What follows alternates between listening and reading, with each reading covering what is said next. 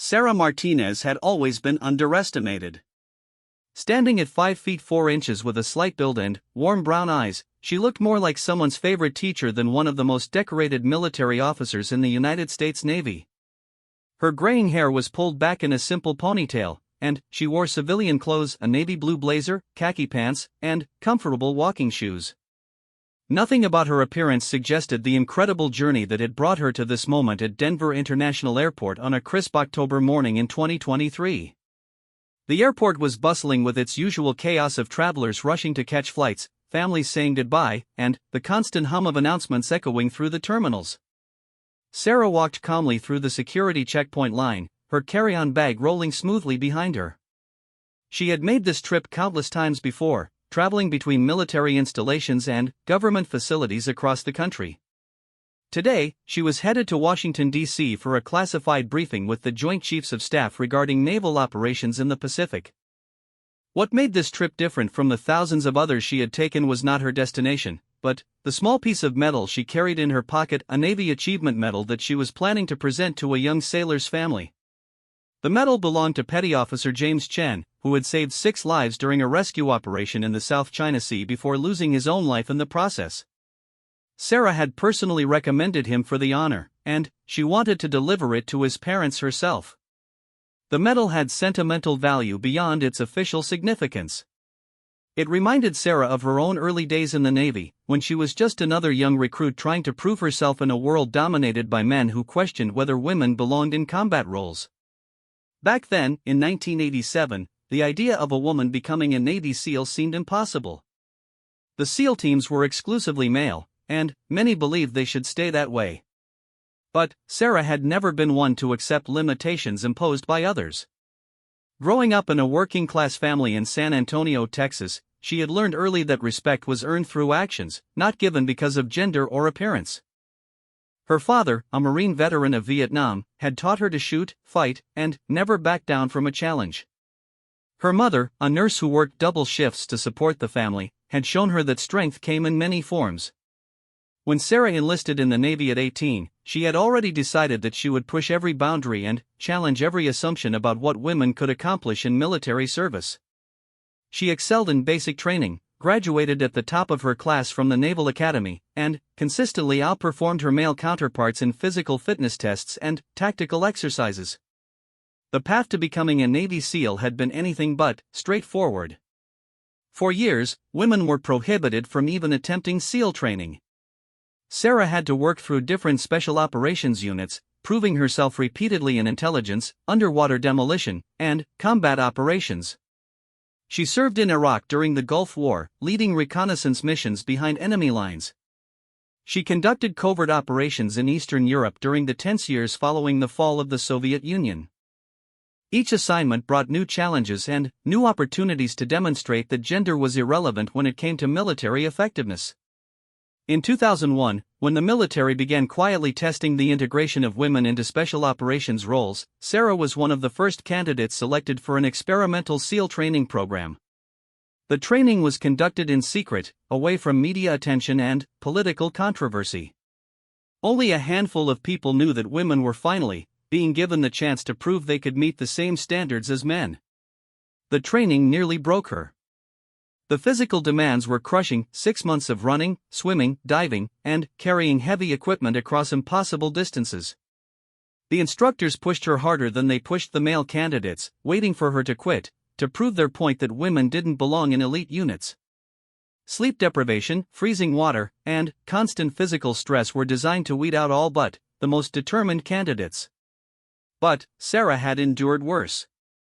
During a training exercise in the Pacific Ocean, she had stayed underwater for nearly 4 minutes while enemy forces searched for her team above the surface. She had carried a wounded teammate for 12 miles through desert terrain during a simulation in Nevada. She had completed Hell Week, the notorious SEAL training ordeal that broke 70% of male candidates, without a single infraction or moment of weakness. When she finally graduated from SEAL training in 2002, Sarah became one of the first women ever to earn the Navy SEAL Trident. The ceremony was small and private, attended only by her immediate family and a few high-ranking officers who understood the historical significance of the moment. There were no news cameras or public announcements.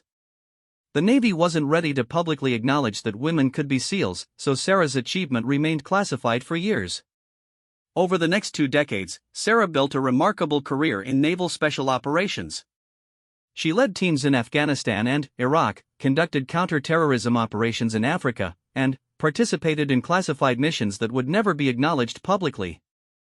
Her tactical expertise and leadership abilities earned her rapid promotions and assignments to increasingly sensitive positions.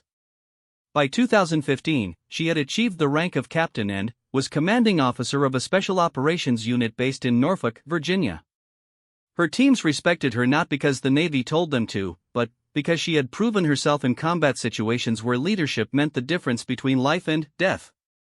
She could outshoot most of her subordinates, had completed more underwater missions than officers with twice her experience, and had never lost a team member under her command. The promotion to Admiral came in 2019, making Sarah one of the youngest flag officers in Navy history and the first woman to achieve that rank with a SEAL background. The ceremony at the Pentagon was public this time, with Secretary of Defense and several members of Congress in attendance. For the first time, the Navy officially acknowledged that women could serve in any role they were qualified for, including the most elite special operations units. As Admiral Martinez, Sarah had spent the last 4 years balancing her operational responsibilities with a growing role as a public advocate for military diversity and inclusion. She spoke at conferences, testified before Congress, and worked to ensure that other women would have the opportunities that had been denied to her generation. She had become a symbol of progress in the military, though she always emphasized that her achievements belonged to all the women who had fought for the chance to serve their country without artificial limitations. Now, standing in the security line at Denver International Airport, Admiral Sarah Martinez looked like any other middle-aged professional traveling for work. Her uniform was packed in her checked luggage, and her military identification was tucked away in her wallet behind her civilian driver's license. She preferred to travel in civilian clothes when possible, partly for security reasons and partly because she enjoyed the anonymity it provided. The young TSA agent who would soon change the trajectory of her day was named Derek Thompson. Fresh out of training and eager to prove himself, Derek had been working at the airport for only 6 weeks. He was 22 years old, a college dropout who had taken the TSA job because it offered decent pay and benefits. Derek had grown up watching action movies where the heroes were always tough, masculine figures who solved problems with violence and intimidation. In his brief time at the airport, Derek had developed a reputation among his coworkers for being overly aggressive with passengers, particularly women traveling alone. His supervisors had already spoken to him twice about his attitude, but Derek believed that being tough was part of the job. He saw threats everywhere and treated every passenger as a potential terrorist, despite having never encountered an actual security threat. When Derek saw Sarah approach his station, he immediately made assumptions based on her appearance. Here was another middle-aged woman who probably thought she was too important to follow security procedures. He had dealt with plenty of entitled passengers who demanded special treatment, and he was ready to show this one who was in charge.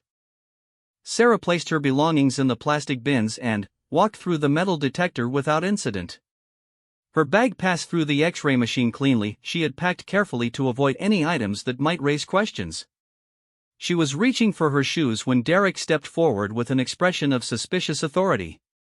"Ma'am, I need you to step aside for additional screening," Derek announced loudly enough for other passengers to hear.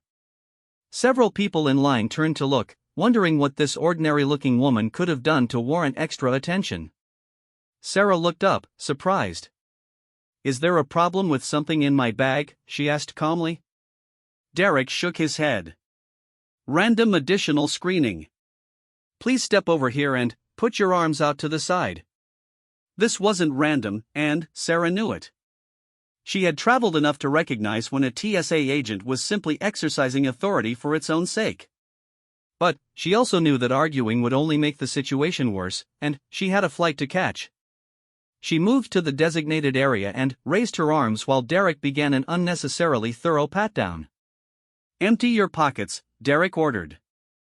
Sarah removed her phone, wallet, and the small velvet box containing Petty Officer Chen's medal. Derek picked up the box and opened it without asking permission, revealing the gleaming military decoration inside. "What's this?" he demanded, holding the medal up as if it were evidence of some crime. "It's a Navy Achievement Medal," Sarah explained quietly. "I'm delivering it to a family." Derek snorted. "Right. And I'm sure you just happened to find this somewhere." He turned to his supervisor, Maria Santos, who was watching the interaction with growing concern. "Hey, Maria. Come look at this. This lady's got some kind of military medal. Probably stolen." Maria walked over and immediately recognized the medal for what it was, a legitimate military decoration in its official presentation case. She also noticed the quiet dignity with which the woman was handling Derek's increasingly inappropriate behavior. "Derek, that appears to be an authentic military medal," Maria said carefully. "Perhaps we should—" "No way," Derek interrupted. "How do we know she didn't steal this from some real soldier? Look at her. You think she's military?" He laughed and shook his head. "Ma'am, I'm going to need to see some identification that proves you have the right to carry this medal." Sarah felt a familiar calm settle over her, the same focused awareness that had served her well in combat situations. Derek was clearly exceeding his authority and creating a scene for no legitimate reason. Other passengers were staring now, some taking pictures with their phones. She could end this immediately by showing her military ID and revealing her rank, but something about Derek's attitude made her hesitate. "My identification is in my wallet," Sarah said evenly. Derek grabbed her wallet without asking and began rifling through it roughly. He found her Colorado driver's license and held it up triumphantly. "Sarah Martinez. Yeah, this doesn't prove anything about any medal." Behind her driver's license was her military identification card, clearly visible to anyone who looked carefully. But Derek was so focused on proving his point that he missed it entirely. He also overlooked the Pentagon parking pass, the military commissary card, and the small folder of official orders that were standard issue for traveling service members. "Derek," Maria said more firmly, "I think you should look more carefully at—" "I've got this under control," Derek snapped. He turned back to Sarah with a smug expression. "Ma'am, I'm not convinced you have the legal right to possess military decorations. I'm going to have to ask you to submit to a full search." Sarah raised an eyebrow. "A full search for carrying a military medal?" "That's right. You can either cooperate, or I can call airport police and we can do this the hard way." Derek was clearly enjoying the power he felt he had over this situation. "In fact, you know what? I think we need to do a strip search. Make sure you're not hiding anything else." The words hung in the air like a challenge. Several TSA agents had gathered to watch what was clearly becoming an incident.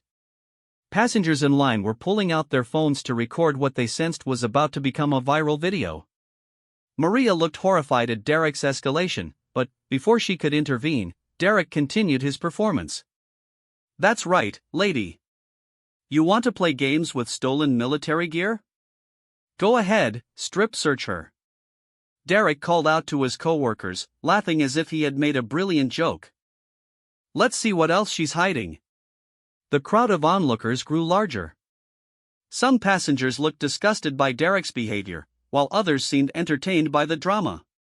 A few business travelers checked their watches impatiently, annoyed that the security line had ground to a halt because of one overzealous agent's power trip.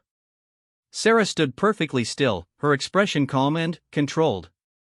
She had faced down armed terrorists, survived underwater explosions, and commanded respect from some of the toughest warriors in the military. She was not intimidated by an inexperienced TSA agent with an attitude problem. "Are you certain you want to proceed with this course of action?" Sarah asked quietly, her voice carrying a subtle authority that made several nearby agents take notice. Derek misinterpreted her calm demeanor as weakness. "Oh, I'm certain. You think you can just waltz through security with stolen military property and I'm going to let it slide? Not happening." Maria stepped forward desperately. "Derek, stop. Let me handle this situation. Ma'am, I apologize for any confusion. If you could just show us some additional identification." "No." Derek interrupted angrily. "She's been lying since the moment she walked up here. Look at her. You think the military would let someone like that be a soldier? She's probably never been within 100 miles of a military base. The insult hung heavy in the air. Sarah had heard variations of it throughout her career, from drill instructors who thought women were too weak for military service to politicians who questioned whether female soldiers could handle combat. Each time, she had responded the same way, by proving them wrong through her actions rather than her words. But this was different. Derek wasn't just questioning her capabilities, he was publicly humiliating her based on assumptions about her appearance and gender. He was demanding that she submit to a strip search because he didn't believe a woman like her could legitimately possess a military decoration. Sarah made a decision. Instead of immediately revealing her identity and rank, she would let Derek continue with his performance. Sometimes the best way to teach someone about the dangers of making assumptions was to allow them to discover their mistake in the most memorable way possible. If you insist on proceeding, Sarah said calmly, I want to make sure you follow proper procedures. I assume you'll be contacting your supervisor and documenting this search thoroughly? Derek waved dismissively. Lady, I am the supervisor here. And, yeah, we'll document everything. Especially when we find out what else you're hiding. Maria looked increasingly uncomfortable. She recognized that this situation was spiraling out of control, but Derek was technically her equal in terms of authority, and he seemed determined to push forward regardless of her concerns. She made a mental note to call their actual supervisor as soon as possible. Very well, Sarah said. But I want to be clear about something before we proceed. You're absolutely certain that you want to strip search me because you don't believe I have the right to possess that military medal? 100% certain, Derek replied confidently. You're going to regret trying to scam your way through my security checkpoint. Sarah nodded slowly. In that case, I think it's only fair to warn you that you might want to look more carefully at my identification before we proceed. Are you sure you've examined everything in my wallet thoroughly? For the first time, Derek hesitated. Something in Sarah's tone suggested that he might be missing something important. But his pride wouldn't let him back down now, especially with so many people watching. He had committed to this course of action, and admitting error would make him look weak. I've seen everything I need to see, Derek said firmly. You're stalling because you know you're caught. Now, are you going to cooperate with the search, or do I need to call security? Sarah smiled slightly, not with humor, but with the quiet confidence of someone who knew that justice was about to be served. I'll cooperate fully. But, Derek? What? You might want to have your phone ready to call your actual supervisor. I have a feeling you're going to need to make that call very soon. The crowd of onlookers pressed closer, sensing that something significant was about to happen. Phones were recording from multiple angles, and the tension in the security area was palpable. Derek felt the weight of all those eyes on him, and his confidence began to waver slightly. But he had gone too far to turn back now. He had publicly accused this woman of possessing stolen military property and demanded a strip search. If he backed down, he would look like a fool in front of his co-workers and dozens of passengers. His pride and his authority were on the line. Fine, Derek said loudly. Let's get this over with. Security room, now. Sarah picked up her belongings, including the medal that had started this entire confrontation. As she followed Derek toward the private security room, she caught Maria's eye and nodded slightly, a gesture that the experienced TSA supervisor interpreted as reassurance rather than resignation. What Derek didn't know, what none of the onlookers could have guessed, was that he was about to strip search a woman who had spent the last 23 years earning the respect of the most elite warriors in the United States military.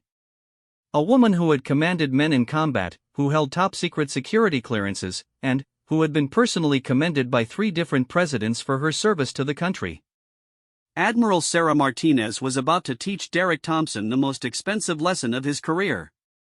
The security room at Denver International Airport was a small, sterile space designed for privacy during additional passenger screenings. It contained a metal table, 2 plastic chairs, and a security camera mounted in the corner that recorded everything.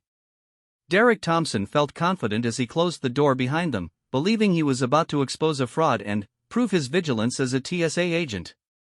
Sarah Martinez stood calmly in the center of the room, her carry-on bag at her feet and her personal belongings arranged neatly on the table. The Navy Achievement Medal sat in its velvet presentation box, the polished bronze gleaming under the fluorescent lights. To Derek, it looked like evidence of a crime. To Sarah, it represented the sacrifice of a young sailor who had died serving his country. "All right," Derek said, pulling out his phone to document the search. "I'm going to record this for evidence purposes. State your name for the record." "Admiral Sarah Elena Martinez, United States Navy," Sarah replied clearly. Derek laughed and shook his head. "Right. And I'm General Patton." "Look, lady, lying to federal agents is a crime. You're just making this worse for yourself." Sarah reached for her wallet, but Derek immediately stepped forward aggressively. "Don't touch anything. I'll handle all the evidence." He grabbed her wallet again and began pulling out cards without looking at them carefully. Driver's license, credit cards, library card, grocery store membership, nothing that seemed relevant to his investigation. "Check the back compartment," Sarah suggested quietly. Derek glared at her suspiciously. "I'll check what I want to check. You don't get to tell me how to do my job." But curiosity got the better of him, and he opened the wallet's back section. Inside, he found what appeared to be another identification card, but he barely glanced at it before tossing it on the table with the other cards. What Derek had just discarded was Sarah's military identification card, which clearly displayed her photograph, rank as Rear Admiral, upper half, and various security clearances. Had he looked at it for more than half a second, the entire confrontation would have ended immediately. But Derek was so convinced of his own assumptions that he saw what he expected to see rather than what was actually in front of him. Outside the security room, word of the confrontation was spreading rapidly through the terminal. Passengers were sharing videos on social media with captions like "TSA agent demands strip search of woman with military medal" and "unbelievable airport security abuse." The hashtag TSA abuse was already beginning to trend as more people shared their outrage at Derek's behavior. Maria Santos, the TSA supervisor, had watched Derek lead the woman into the security room with growing dread. She knew Derek's tendency toward aggressive behavior, and she suspected this situation was about to become a major incident. Maria pulled out her phone and called her district supervisor, Regional Director James Walsh. "Jim, we've got a problem here," Maria said quietly, standing far enough from the security room that Derek couldn't overhear. "One of our agents is conducting what appears to be an unnecessary strip search of a passenger who claims to be military." Walsh groaned audibly. "Please tell me it's not Thompson again." "It's Thompson. What's his justification this time?" "The passenger has a military medal, and Derek doesn't believe she has the right to possess it. He's convinced she stole it." Maria paused. "Jim, I've seen a lot of military decorations come through here. This one looks completely legitimate. And the woman, there's something different about her. She's handling this situation like someone who's used to being in command." "What kind of medal are we talking about?" "Navy Achievement Medal in an official presentation case. Everything about it looks authentic." Walsh was quiet for a moment. As a former Marine himself, he knew that falsely possessing military decorations was indeed a federal crime. But he also knew that legitimate military personnel traveled with medals and other official items regularly. Did Thompson check her identification thoroughly? He looked at her driver's license and decided that was sufficient to prove she wasn't military.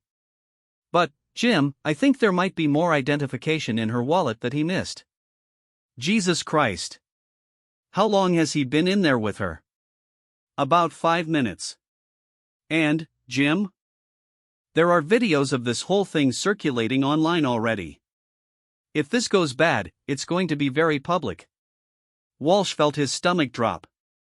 Bad TSA interactions that went viral usually resulted in congressional hearings, policy reviews, and career-ending consequences for everyone involved. "I'm on my way. Do not let Thompson do anything else until I get there." "I'll try, but he's not exactly listening to suggestions right now." Meanwhile, in the security room, Derek was becoming increasingly frustrated. He had expected Sarah to break down under pressure, to confess that she had stolen the medal or found it somewhere. Instead, she stood with the calm confidence of someone who had nothing to hide. Her composure was starting to make him doubt himself, but his pride wouldn't let him admit that he might be wrong. "Okay, here's what's going to happen," Derek announced. "I'm going to search your carry-on bag first, and then we're going to proceed with the physical search. If you're hiding anything else, now would be a good time to come clean." Sarah nodded. "You're welcome to search my bag. But, Derek, I really think you should look more carefully at my identification before we go any further. Stop trying to distract me." Derek snapped. "I've seen everything I need to see." He opened Sarah's carry-on and began removing items: a laptop, some files, a change of clothes, toiletries, and a small black folder that he almost missed. The folder contained Sarah's official travel orders, signed by the Secretary of the Navy and authorizing her travel to Washington, D.C. for a classified briefing. It also contained her Pentagon access credentials and a letter of introduction for the Joint Chiefs of Staff meeting. Any TSA agent with basic training would have recognized these documents immediately as proof of Sarah's legitimate military status. Derek glanced at the folder briefly and set it aside without reading its contents. "More fake paperwork," he muttered. "You really went all out with this scam, didn't you?" Sarah watched him dismiss evidence of her identity with growing amazement. She had never encountered someone so determined to ignore obvious facts. "Derek, that folder contains my official travel orders." "Perhaps you should." "I told you to stop talking," Derek interrupted. "Every word out of your mouth is probably another lie." He pulled out his radio and called for backup. "I need another agent in Security Room 3. I'm about to conduct a strip search on a suspected military impersonator."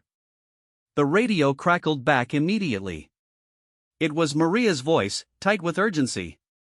"Derek, do not proceed with any search until Regional Director Walsh arrives. He's on his way." Derek's face reddened with anger. "Maria, I don't need permission to do my job.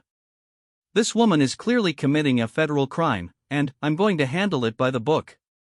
"Derek, I'm ordering you to wait for Walsh. You can't order me to ignore criminal activity." Derek shot back. "I'm proceeding with the search." Sarah listened to this exchange with interest. It was clear that Derek was operating without proper authorization and that his supervisor was trying to prevent what she recognized would be a serious mistake. Sarah had enough experience with military protocol to know that Derek was about to violate several federal regulations regarding the treatment of military personnel. "Derek," Sarah said calmly, "I want to make sure you understand what you're doing. You're about to strip search a United States Navy admiral because you don't believe I have the right to possess a medal that I am personally delivering to a fallen sailor's family. Is that correct?" Derek spun around to face her, his patience finally exhausted. "Stop with the Admiral nonsense. You're not fooling anyone. Look at yourself." He gestured at her civilian clothes and slight build. "You think anyone's going to believe that the Navy made someone like you an admiral? You're probably just some middle-aged mom who found that medal at a garage sale." The insult struck deeper than Derek could have known. Sarah had spent her entire career fighting against exactly this kind of prejudice, the assumption that her appearance determined her capabilities. She had proven herself in combat zones where lives depended on her decisions. She had earned the respect of warriors who initially doubted her based on the same shallow judgments Derek was making now. But Sarah also recognized an opportunity. Derek was so committed to his false assumptions that he was about to create a situation that would serve as a powerful lesson about the dangers of judging people by their appearance. Sometimes the best way to educate someone was to let them make their mistake completely and publicly. "Very well," Sarah said. "If you're determined to proceed, then let's get this over with. But I want to make absolutely certain that you're documenting everything properly. This level of search requires specific justification and approval, correct?" Derek waved dismissively. "I've got all the authority I need. Federal regulations give TSA agents broad discretion to conduct searches when we suspect criminal activity. And your justification for suspicion is that you don't believe a woman who looks like me could legitimately possess a military decoration? My justification is that you're clearly lying about your identity and unlawfully possessing military property, Derek replied. The fact that you don't look like military material is just common sense. Sarah nodded thoughtfully. I see. And you're confident that your supervisor will support your decision when this search is reviewed? My supervisor will thank me for catching a federal crime in progress, Derek said. Now stop stalling and prepare for the search. At that moment, the door to the security room burst open. Regional Director James Walsh strode in, his face grim with the expression of a man who suspected he was about to witness a career-ending disaster. Walsh was a 20-year TSA veteran who had seen every kind of security incident imaginable, and he had learned to recognize the warning signs of situations that would end up in congressional testimony. Thompson. Walsh barked. Step away from the passenger immediately. Derek turned around, startled by his supervisor's sudden appearance and angry tone. Sir, I'm conducting a legitimate search of a suspected military impersonator. She's carrying stolen, I said step away from the passenger. Walsh repeated, his voice carrying the authority of someone who would not be ignored. He looked at Sarah apologetically. Ma'am, I sincerely apologize for any inconvenience. Agent Thompson was operating without proper authorization. Derek's face flushed red. Sir, with all due respect, this woman is clearly committing a federal crime. She's carrying military decorations that she has no right to possess, and she's been lying about her identity since the moment she arrived. Walsh looked at the items scattered on the table, Sarah's wallet, the military medal, and the folder of documents that Derek had dismissed as fake. Walsh's trained eye immediately recognized the official nature of the paperwork. He picked up Sarah's military ID card and examined it carefully. Thompson, Walsh said quietly, please tell me you looked at this identification card. I looked at all her ID, Derek replied defensively. Driver's license shows she's just a civilian. Walsh held up the military ID so Derek could see it clearly. This is a United States Navy identification card for Rear Admiral Sarah Elena Martinez. It's authentic, current, and includes security clearances that are higher than either of us will ever have. Derek's confidence wavered for the first time. That has to be fake. Look at her. You think the Navy would make someone like that an admiral? Walsh stared at Derek in disbelief. Thompson, are you seriously telling me that you demanded a strip search of a Navy admiral because you didn't think she looked military enough? She doesn't match the profile of. Derek's voice trailed off as the reality of his situation began to sink in. Walsh picked up Sarah's travel orders and read them quickly. His face grew paler with each line. Agent Thompson, this woman is traveling on official orders signed by the Secretary of the Navy. She's authorized to carry classified materials and has Pentagon access credentials. The medal you thought was stolen is being presented to a family by direct authorization of the Chief of Naval Operations. Derek looked back and forth between Walsh and Sarah, his mind struggling to process this information. But she doesn't look like. Like what? Walsh demanded. Like your stereotype of what a military officer should look like. Do you have any idea what you've just done? Sarah stepped forward, her voice calm but carrying unmistakable authority. Gentlemen, perhaps I can clarify the situation. I am Rear Admiral Sarah Martinez, United States Navy. I am a graduate of the Naval Academy, a former Navy SEAL, and currently serve as Deputy Director of Naval Special Operations. I am traveling to Washington, D.C. on direct orders from the Secretary of Defense for a classified briefing with the Joint Chiefs of Staff. She picked up the Navy Achievement Medal from the table. This decoration belongs to Petty Officer James Chen, who died saving 6 lives during a rescue operation in the South China Sea. I personally recommended him for this honor, and I am delivering it to his parents because they deserve to receive it from someone who knew their son's courage firsthand. Derek stood frozen, his face white with the realization of what he had done. Walsh looked like he was having a heart attack. Sarah continued speaking with the measured tone of someone delivering a briefing to senior officials. Agent Thompson demanded that I submit to a strip search because he determined that someone with my appearance could not legitimately possess military decorations. He ignored my identification, dismissed my travel orders as fake, and publicly humiliated me based entirely on his assumptions about what a military officer should look like. Walsh found his voice. "Admiral Martinez, I cannot begin to express how sorry I am." Agent Thompson was acting completely outside of established procedures. This should never have happened. Sarah nodded. "I appreciate your apology, Director Walsh. But I think it's important that Agent Thompson understand the full implications of his actions." She turned to Derek, who was staring at her as if she were an alien creature. "Derek, do you know what a Navy SEAL Admiral represents?" Derek shook his head mutely. "It means that I have completed training that breaks 70% of the men who attempt it. It means I have led combat operations in some of the most dangerous places on Earth. It means I have earned the respect of warriors who initially doubted me for exactly the same reasons you doubted me today." Sarah's voice remained calm, but there was steel beneath the surface. "It also means that I have spent my entire career fighting against the kind of prejudice you just displayed. The assumption that women, particularly women who don't fit your mental image of a soldier, are somehow less capable than men. You didn't just question my right to carry that medal, Derek. You questioned my right to serve my country." Derek finally found his voice, though it came out as a hoarse whisper. I didn't know." "You didn't know because you didn't bother to look," Sarah replied. "You saw a middle-aged woman in civilian clothes and decided that was all you needed to see. You ignored evidence, dismissed documentation, and proceeded with an illegal search based purely on your assumptions about gender and appearance." Walsh stepped forward, his career flashing before his eyes. "Admiral Martinez, I take full responsibility for this incident. Agent Thompson will face disciplinary action, and I will personally ensure that." Sarah held up a hand.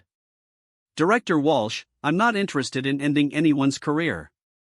But I am interested in making sure this situation serves as a learning experience." She looked directly at Derek. "Do you understand what you've learned today?" Derek nodded slowly, his arrogance completely deflated. I made assumptions. I was wrong." "You were wrong about more than just my identity," Sarah said. "You were wrong about how you treat people, how you exercise authority, and how you determine what someone is capable of based on their appearance. Those assumptions don't just hurt the people you target, they hurt you by making you incompetent at your job."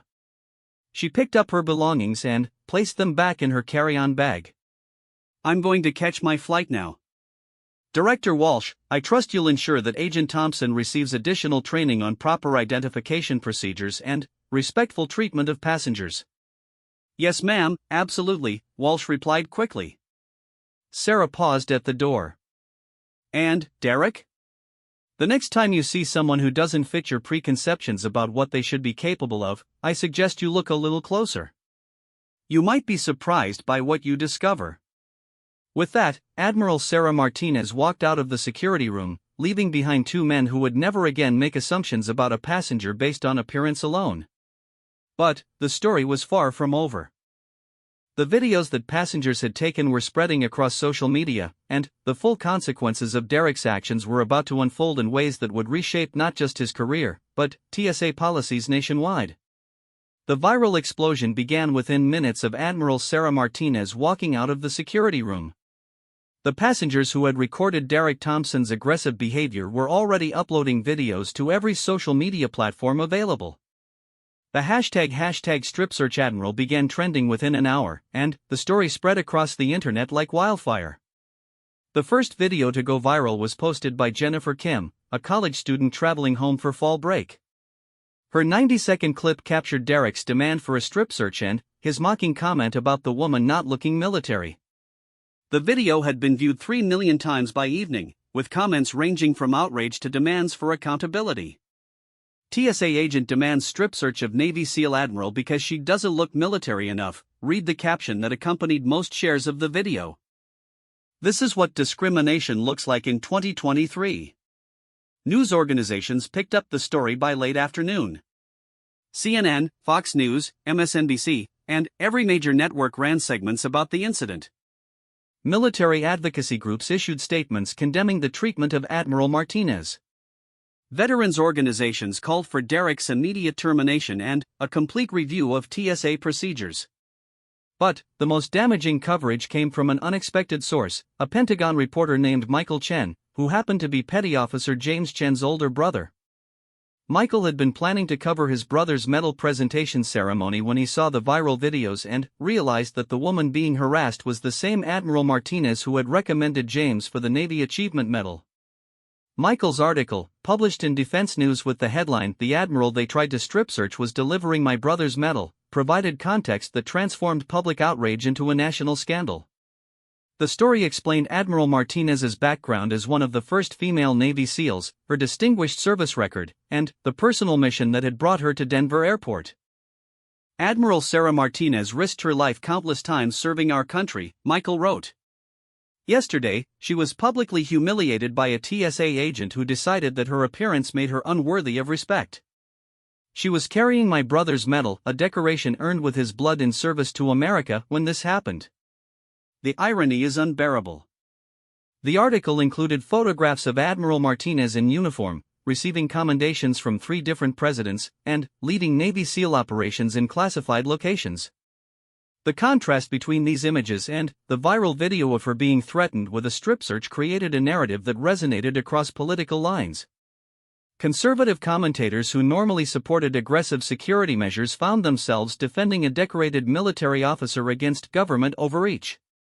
Liberal activists who often criticized military culture rallied around a woman who had broken gender barriers in the most elite fighting forces. Veterans organizations that rarely agreed on anything issued joint statements condemning Derek's actions. By the second day, the story had reached international news outlets. The BBC ran a segment titled "American Admiral Humiliated by Airport Security." French newspaper Le Monde wrote about the discrimination hidden in plain sight. Military publications around the world used the incident to discuss the ongoing challenges faced by women in armed services. Derek Thompson woke up on the morning after the incident to find his name trending on Twitter alongside phrases like "power-tripping TSA" and "discriminatory behavior." His personal social media accounts, which he had forgotten to make private, were flooded with thousands of angry comments. His LinkedIn profile, which listed his TSA position prominently, received so many negative reviews that the platform temporarily suspended commenting. Derek's supervisor, James Walsh, had spent the night fielding phone calls from TSA headquarters, congressional offices, and news organizations. The Secretary of Homeland Security wanted a full report by noon. 3 different congressional committees had announced investigations into the incident. The TSA administrator was demanding to know how an agent could demand a strip search of a Navy admiral based solely on appearance. At 6 a.m., Walsh called Derek and ordered him to come to the airport immediately for an emergency meeting. When Derek arrived, he found Walsh's office filled with people he had never seen before: TSA investigators, legal representatives, and a public relations specialist who looked like she hadn't slept in days. "Thompson, sit down," Walsh said grimly. "We need to discuss your employment status." Derek slumped into the chair, still struggling to process how quickly his life had changed. 24 hours earlier, he had been confident in his authority and proud of his aggressive approach to security.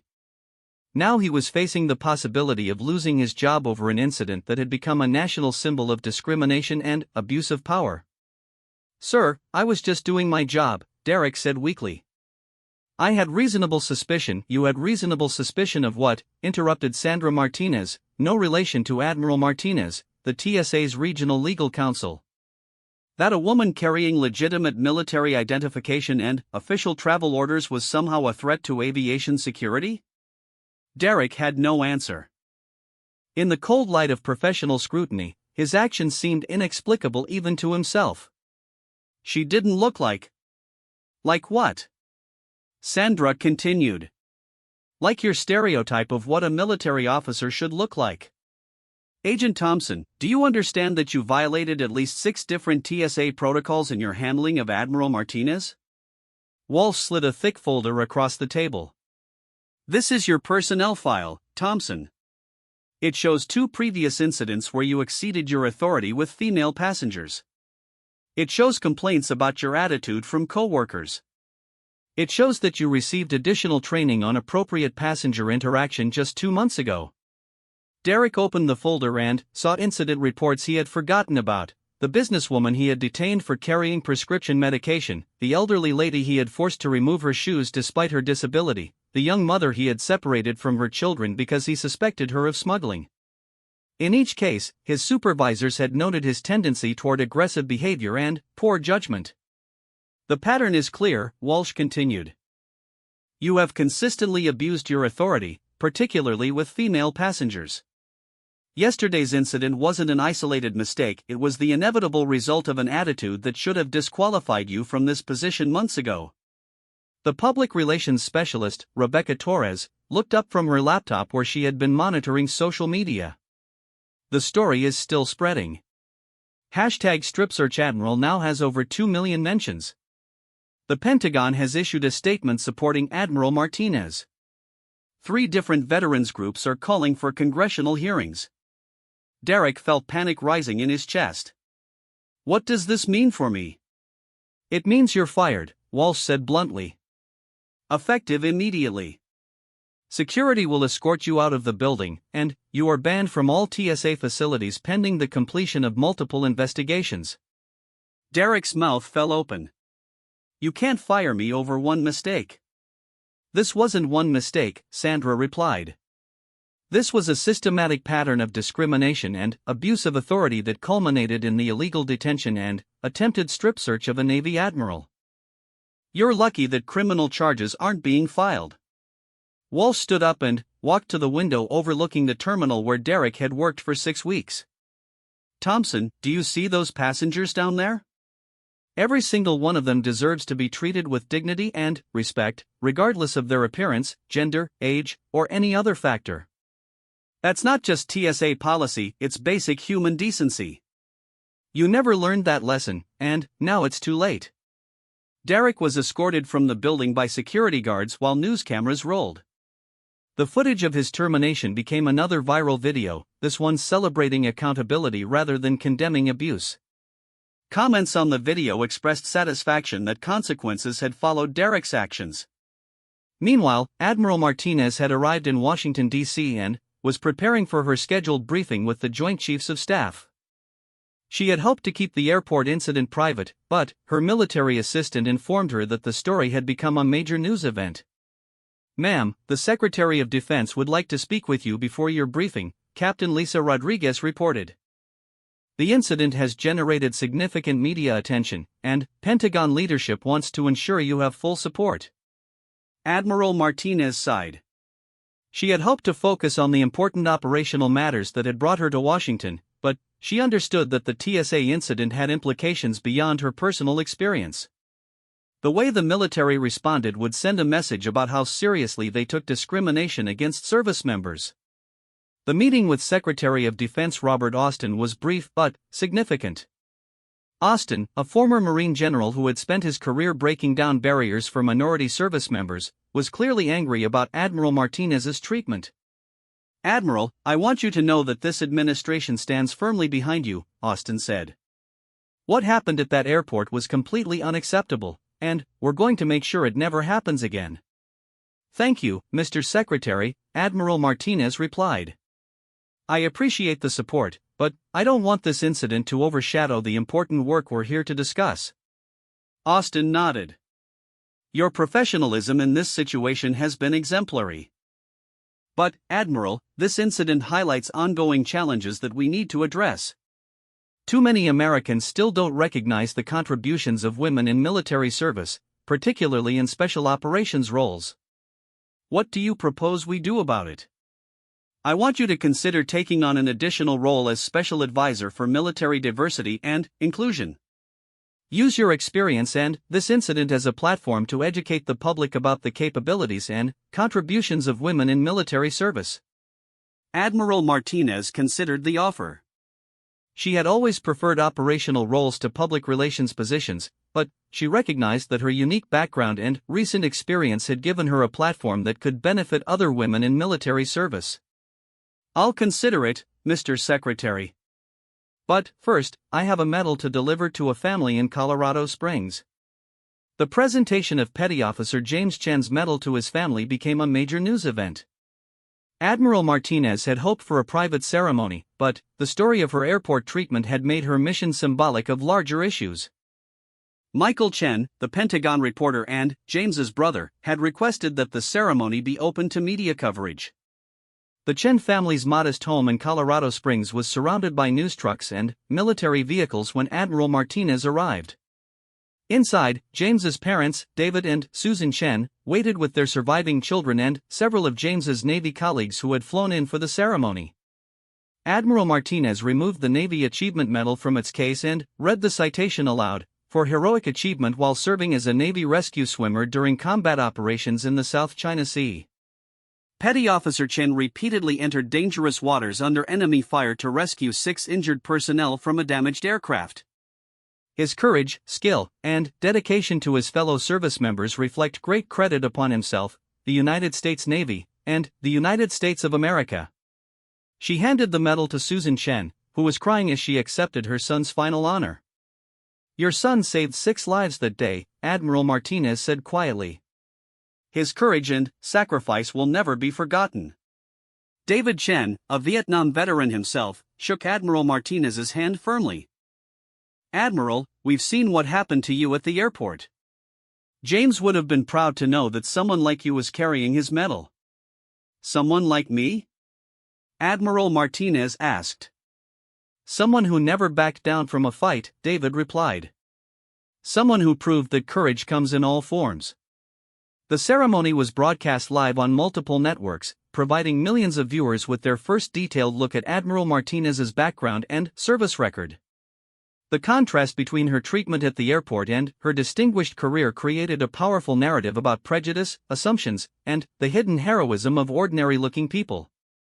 After the medal ceremony, Admiral Martinez gave her first and only interview about the TSA incident to Michael Chen. She chose to speak with him partly because of his connection to Petty Officer Chen, but mainly because she wanted to control the narrative around the incident. "The TSA agent who confronted me made assumptions based on my appearance," Admiral Martinez said. "He saw a middle-aged woman in civilian clothes and decided that such a person couldn't possibly be a military officer. Those assumptions led him to ignore evidence, violate protocols, and abuse his authority." Michael Chen asked the question that millions of viewers wanted answered: what was going through your mind when he demanded a strip search? Admiral Martinez smiled slightly. "I was thinking about every young woman who dreams of military service but worries that people will judge her based on how she looks rather than what she can accomplish. I was thinking about every female service member who has had to prove herself twice as hard because of stereotypes and prejudices." "Did you consider revealing your rank immediately to stop the situation?" "Of course. But I realized that this was a teaching moment. Agent Thompson needed to learn that his assumptions were not just wrong but dangerous. He needed to experience the full consequences of his prejudice so that he would never treat another person the same way." "What message do you hope people take from this incident?" Admiral Martinez looked directly into the camera. "Don't judge people by their appearance. Don't assume that your stereotypes about what someone should look like determine what they're capable of accomplishing. And remember that heroism, courage, and service come in forms you might not expect." The interview became one of the most watched news segments of the year, cementing Admiral Martinez's status as a symbol of dignity, professionalism, and quiet strength in the face of discrimination. But the full impact of her airport encounter was still unfolding, with consequences that would reach far beyond Derek Thompson's termination and transform how America's security apparatus treated military personnel. 3 months after the Denver airport incident, the ripple effects of Admiral Sarah Martinez's encounter with Derek Thompson had transformed multiple institutions and changed countless lives. The story that began with one man's prejudiced assumptions had become a catalyst for widespread reform and a powerful symbol of the gap between perception and reality. The most immediate changes occurred within the Transportation Security Administration. TSA Administrator David Miller, under intense pressure from Congress and the White House, announced a comprehensive overhaul of agency training and protocols. The Martinez reforms, as they became known in government circles, required all TSA personnel to complete additional training on unconscious bias, proper identification procedures, and respectful treatment of military personnel.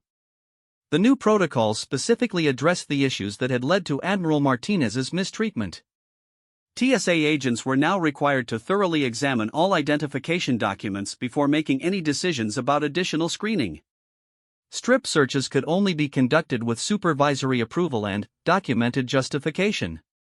Any agent who failed to recognize legitimate military identification faced immediate disciplinary action. Derek Thompson, meanwhile, had become a reluctant symbol of discrimination and abuse of authority. His termination video had been viewed over 10 million times, making him one of the most recognizable faces of workplace misconduct in America.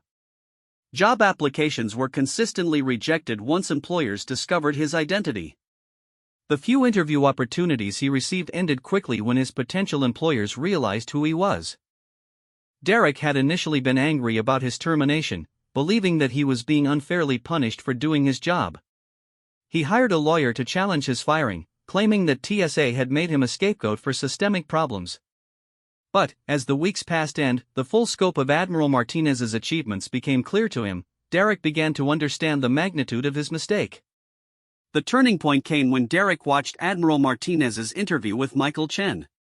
Seeing her describe the incident with such grace and focusing on the broader lessons rather than personal revenge forced Derek to confront the reality of his actions. He realized that he had not just made a professional error, he had embodied the worst kind of discrimination and prejudice. Derek's lawyer advised him to stay quiet and avoid any public statements that might further damage his reputation. But Derek felt compelled to take responsibility for his actions in a way that might contribute to positive change.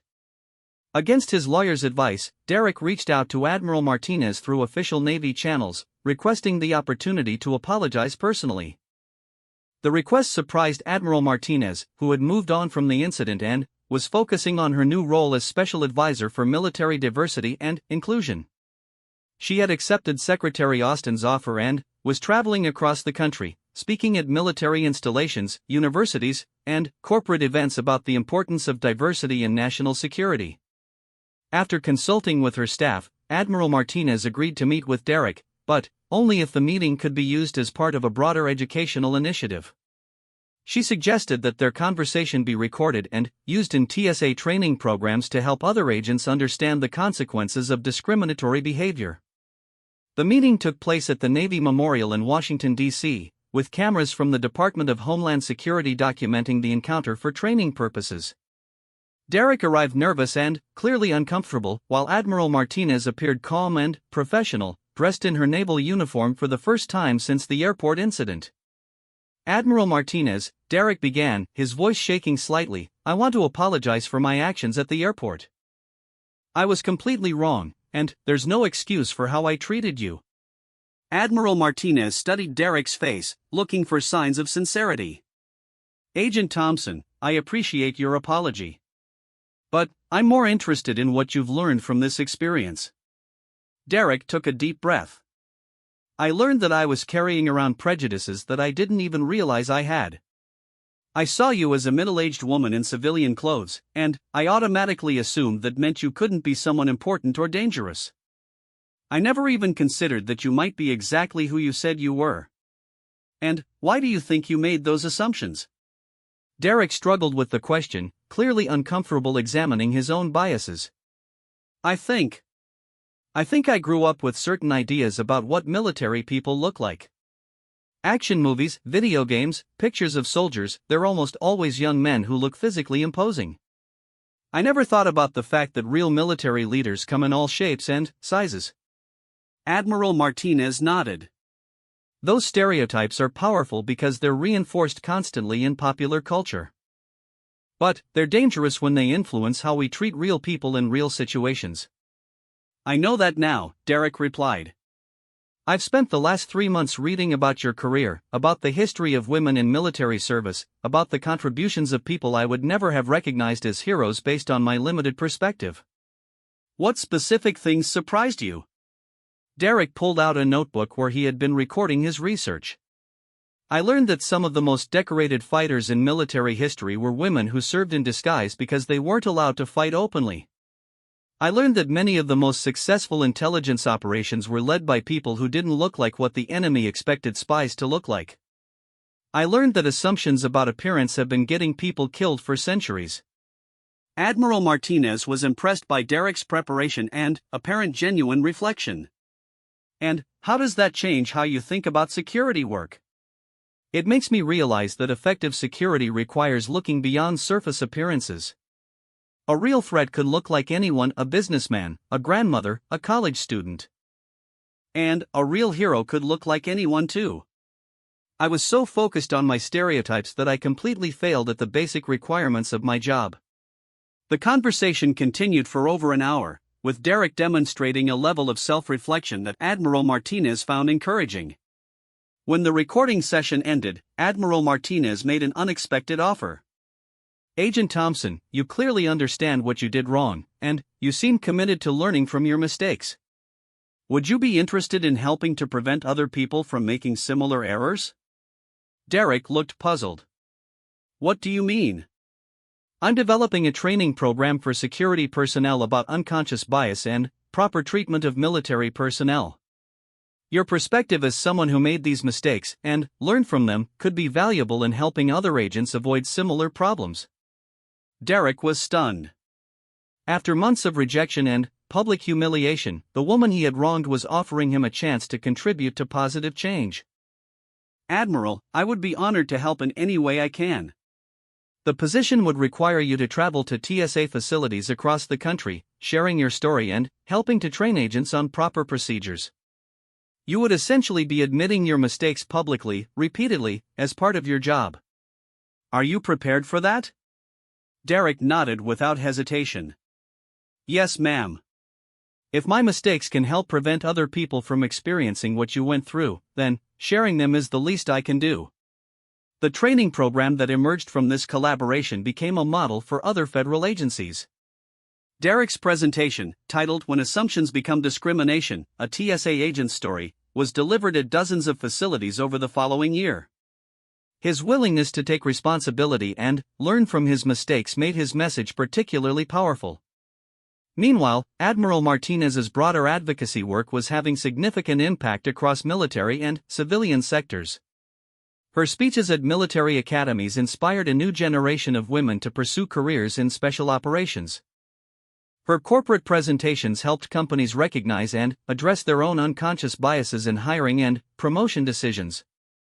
The story of the airport incident continued to resonate because it illustrated broader themes about prejudice, assumptions, and hidden heroism. Admiral Martinez became a sought-after speaker precisely because her experience was simultaneously unique and universal: unique in the extreme nature of her accomplishments, universal in the prejudice she had faced based on her appearance. One of the most significant long-term impacts of the incident was its effect on military recruitment and public awareness. The Pentagon reported a significant increase in applications from women interested in special operations roles. Military recruitment videos began featuring a more diverse range of service members, moving away from the traditional focus on young, physically imposing men. Admiral Martinez was promoted to Vice Admiral 18 months after the airport incident, making her the highest-ranking former Navy SEAL in military history. Her promotion ceremony at the Pentagon was attended by hundreds of service members, including many women who credited her example with inspiring their own military careers. In her promotion speech, Admiral Martinez reflected on the journey that had brought her to that moment. 24 months ago, I was threatened with a strip search because someone decided that my appearance made me unworthy of respect. Today, I stand before you as proof that courage, capability, and leadership cannot be judged by surface appearances." She looked out at the audience, which included Derek Thompson, who had become a respected voice in diversity training. "The person who wronged me taught me an important lesson about the power of transformation. People can change, learn, and become better than their worst moments. The same society that produced discrimination can also produce justice, growth, and progress." The ceremony was broadcast live, reaching millions of viewers who had followed Admiral Martinez's story from the viral airport videos to her historic promotion. Comments on the live stream reflected how the incident had changed public perceptions about military service, gender roles, and the importance of looking beyond appearances. Derek Thompson, now working full-time as a diversity trainer for the Department of Homeland Security, watched the promotion ceremony with mixed emotions. He felt pride in Admiral Martinez's achievement and gratitude for her willingness to give him a second chance. But he also felt the weight of responsibility that came with his role as an educator about discrimination and prejudice. After the ceremony, Derek was interviewed by the same Pentagon reporter, Michael Chen, who had first brought national attention to the incident. Michael asked Derek how the experience had changed his understanding of heroism and service. "I learned that heroes don't always look like what we expect them to look like," Derek replied. "Admiral Martinez taught me that courage comes in all forms, and that the most dangerous prejudice is the kind we don't even realize we have. My job now is to help other people learn that lesson without having to make the same devastating mistakes I made." The interview concluded with Derek addressing viewers directly. "If you're watching this and you work in any kind of security, law enforcement, or public service role, please remember Admiral Martinez's story. Don't let your assumptions about what people should look like prevent you from treating them with the respect they deserve. You never know when the person standing in front of you might be a hero." Years later, the incident at Denver International Airport became a case study in multiple academic disciplines. Psychology courses examined it as an example of unconscious bias, business schools used it to teach about leadership under pressure, and military academies included it in their curricula about dignity and respect. Admiral Martinez continued to serve with distinction, eventually retiring as a four-star admiral, the first woman to achieve that rank with a Navy SEAL background. Her memoir, titled Beyond Appearances, A Life of Service and the Fight Against Prejudice, became a bestseller and inspired a generation of young women to pursue military careers. Derek Thompson completed his master's degree in social psychology and became a nationally recognized expert on unconscious bias training. His transformation from the perpetrator of discrimination to an advocate for equality became a powerful example of how people could learn, grow, and contribute to positive change. The legacy of their encounter extended far beyond their individual stories.